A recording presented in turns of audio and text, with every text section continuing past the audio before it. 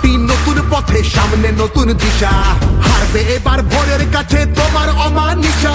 ভাগ করেছো ধর্ম দিয়ে ভাষার অপমানে, লড়াই হলে জবাব দিতে এই বাংলাও জানে।